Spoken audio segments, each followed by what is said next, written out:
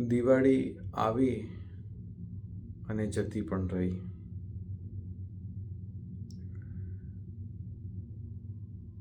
દિવાળીની એક મહત્વની વસ્તુ સમજવા જેવી એ છે કે જો આપણા જીવનમાંથી અંધકાર એ જાય નહીં તો આ દિવાળી કંઈ કામની નથી. આપણા જીવનની અંદર જો પ્રકાશ ના થાય, અજવાળું ના થાય, તો દિવાળીના આ પર્વ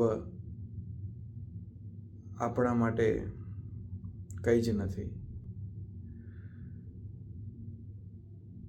લોકની દ્રષ્ટિએ કંઈક દેખાય નવા જૂની, પરંતુ એ બધું જ પોતાના ભીતરના અંધકારને પ્રકાશમાન નથી કરતું. ભીતરનો અંધકાર જ્યારે હટે છે ત્યારે જ વાસ્તવિક મનુષ્ય પોતાનું જીવન જીવતો હોય છે. અન્યથા પ્રકૃતિના સકંજામાં સમગ્ર પોતાનું જીવન વ્યતીત કરી નાખતો હોય છે. માયાના પ્રભાવમાં પોતાનું સમગ્ર જીવન વ્યતીત કરી નાખતો હોય છે.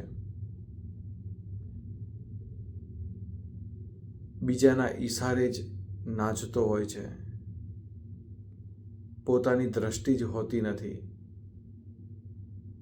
બીજાના ઈશારે જ જીવન જીવતો હોય છે. પરંતુ જ્યારે અંતરની અંદર અજવાળું થાય છે ત્યારે સ્વયં પોતે કાર્ય કરતો હોય છે, જાગૃતતા સાથે જીવતો હોય છે. જીવનની દરેક પળને અદ્ભુત આનંદથી માણતો હોય છે. માટે જીવનમાં અજવાળું થવું અત્યંત જરૂરી છે. ભગવાન રામને આપણે પૂજીએ છીએ એનું એક જ કારણ છે, એમના અંતરમાં અજવાળું થઈ ગયું હતું.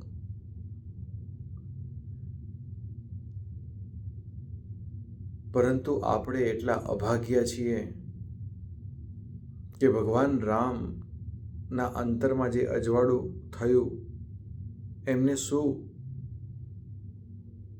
આ ધરતી ઉપર આવીને કઈ રીતે કર્મ કર્યું, કઈ રીતે કયા વિચારો સાથે જીવ્યા, પોતાના ગુરુ સાથે કઈ રીતે પોતાનું જીવન વ્યતીત કર્યું, કેવા પ્રશ્નો પૂછ્યા, કઈ રીતે પોતાના સમગ્ર જીવનને કયા દ્રષ્ટિકોણથી જીવ્યા, એ જોતા નથી. માત્ર એમને ભગવાનની ઉપમા આપીને 1 ટાઈમ, 2 ટાઈમ, 5 ટાઈમ આરતી ઉતારીને આપણું જીવન વ્યતીત કરીએ છીએ. પરંતુ આવા મહાપુરુષો જે આનંદની અનુભૂતિ કરતા હતા, એ આનંદ આપણા જીવનમાં ના આવે ત્યાં સુધી ભગવાન રામનું કાર્ય એ સાર્થક થતું નથી. જેટલા કંઈ પણ મહાપુરુષો આ ધરતી ઉપર આવ્યા છે એ બધા જ મહાપુરુષોનો એક જ ઉદ્દેશ્ય રહ્યો છે, અને એ ઉદ્દેશ્ય છે કે અંતરના અજવાળાને પ્રજ્વલિત કરવો. અંતરના અજવાળાને પ્રજ્વલિત કરવા માટે દરેક વિડીયોમાં જેમ વાત કરું છું એમ સત્સંગની જરૂર પડે છે. સત્સંગ વગર આ જીવનની અંદર આનંદ, ઉત્સવ, પ્રસન્નતા એ પ્રાપ્ત થતી નથી. સાચી દ્રષ્ટિ કેળવાતી જ નથી. સત્સંગથી જ, યથાર્થ સત્સંગથી જ સાચી દ્રષ્ટિકોણ આપણને પ્રાપ્ત થાય છે. લૌકિક દ્રષ્ટિ, માયિક દ્રષ્ટિ હટીને દિવ્ય દ્રષ્ટિ, દિવ્ય ચક્ષુ પ્રાપ્ત થઈ જાય છે. અને આ ચક્ષુ તમને સ્વયંને તો આનંદિત કરે છે, પરંતુ તમારા સંપર્કમાં આવનાર દરેક વ્યક્તિના જીવનની અંદર અજવાળું પાથરે છે. આ અંતરના ચક્ષુ, અંતરનું જ્ઞાન એ દરેકના ભીતરની અંદર અઢળક પ્રમાણમાં ધરબાઈને પડ્યું છે. પરંતુ એને જાણવા માટે, એને સમજવા માટે, એનો અહેસાસ કરવા માટે, એની મોજ લૂંટવા માટે જે આત્માના વચ્ચે જે આવરણ છે એ આવરણને હટાવવું પડે. આપણા સનાતન ધર્મમાં કીધું છે કે સ્થૂળ શરીર, સૂક્ષ્મ શરીર અને કારણ શરીર, આ ત્રણ શરીરનો ખાતમો, આ ત્રણ શરીરને દિવાસળી ચોંપવી જ પડે. આ ત્રણ શરીરને જ્યાં સુધી આપણે યથાર્થ માનીશું ત્યાં સુધી અધ્યાત્મ માર્ગમાં આપણે હજુ પણ છબછબિયા જ કરીએ છીએ.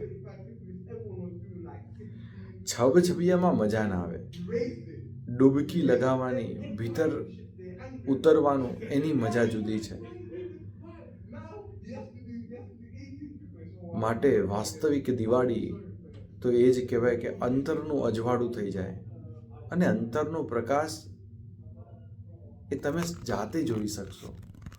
સમાજની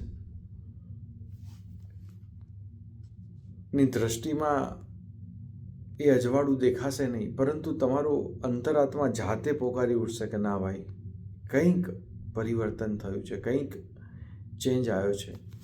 અને આ બધું જ પરિવર્તન, જેમ અગાઉ વાત કરી એમ, સત્સંગ વગર અશક્ય છે. સત એવાનો સંગ, એ જ સત્સંગ કહેવાય. જેના જીવનમાં પવિત્રતા ના હોય, જેના જીવનમાં સત્યતા ના હોય, એવા વ્યક્તિના સંગનો પણ પ્રભાવ તમારા ઉપર પડે છે અને તમે પણ એ સંગના પ્રભાવથી અંતરને અશાંત કરતા હોય છે. કદાચ પોતાનો દીવડો થોડો ઝબૂકતો હશે, એ ઝબૂકતા દીવડાને પણ તમે બુઝવી નાખશો. માટે આ દિવાળીના પર્વની અંદર સ્વયંના દીવડાને જો પ્રજ્વલિત રાખવો હોય તો સતત આત્મચિંતન, સતત સત્સંગ, સતત શાસ્ત્રના અદ્ભુત ગુગૂઢ રહસ્યનું ચિંતન એ કરવું જ રહ્યું. એના વગર અંતરની મોજ, આનંદ, પ્રસન્નતા પ્રાપ્ત થતી નથી. આપણે ભક્ત બનીએ છીએ, પરંતુ એ ભક્તમાં પણ આપણે આપણા અહંકારી ભક્ત બનીએ છીએ. આપણને જેવા ભક્ત બનવું છે એવા જ બનીએ છીએ. એના કારણે ભગવાનનું પરમ સુખ આપણે પ્રાપ્ત નથી કરી શકતા.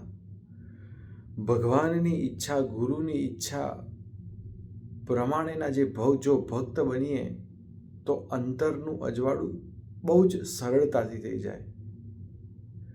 અને પોતાની જો જાત મહેનત ભક્ત બનવાની કોશિશ કરીએ, ખોટી નથી, પરંતુ એ કોશિશ અંતે થકવી નાખશે, અંતે હતાશ કરી નાખશે.